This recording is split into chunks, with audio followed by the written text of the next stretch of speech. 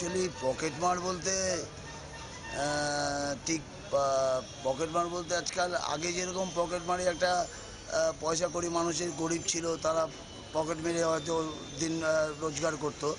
কিন্তু আজকাল যে অবস্থা, আজকাল পকেটমারটা ঠিক পকেটমারটা ওই নেশার জন্যই পকেটমারি করে ম্যাক্সিমাম পকেটমার। কি নেশা? আমার পাতা? পাতা আছে, গাঁজা আছে, ড্রাগস আছে, ব্রাউন সুগার আছে, এরকম অনেক আছে।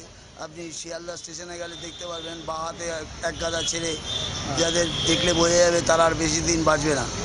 হ্যাঁ, এরকম একটা পকেট মার আমার পকেট মেরেছিল। তাকে আমি একটা চড় মারাতে সে এমন একটা ভাব করলো যেন ওখানেই মরে যাচ্ছে। এবার তার জন্য সাধারণ পাবলিক আমাকে ওখানে প্রায় ঘিরে ধরেছিল, কেন আপনি ওকে মারলেন। আপনি খিস্তি করেন? আমি ওকে কিস্তি গালাগালি কিছুই করিনি, শুধু পকেটটা মারার সময় ওর হাতটা ধরে নিয়েছিলাম। ধরে নিয়ে ওকে একটা চড় মারার পর ও এমন একটা প্রতিক্রিয়া দেখালো যাতে করে ও মরে যাচ্ছে। পুরো ওখানে যত জনসাধারণ ছিল সব সিম্প্যাথিটা ওর উপর গিয়েই পড়লো। মানে আমার যে পকেট মারটা করলো সেটা আর কারোর চোখে গেল না। অনলি ফর সে এত পাতা খায়, যার জন্য ওই চটটার ধরুন ও এমন করতে গেছিলো যে মনে হয় যেন মরেই যাবে।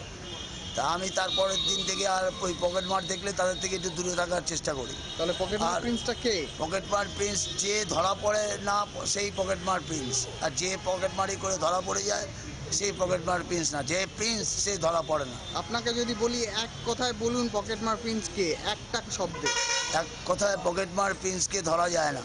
যে পকেট মার এই করে সাকসেস হয় সেই প্রিন্স হয়। একটা ওয়ার্ডে পকেট মার প্রিন্স কে,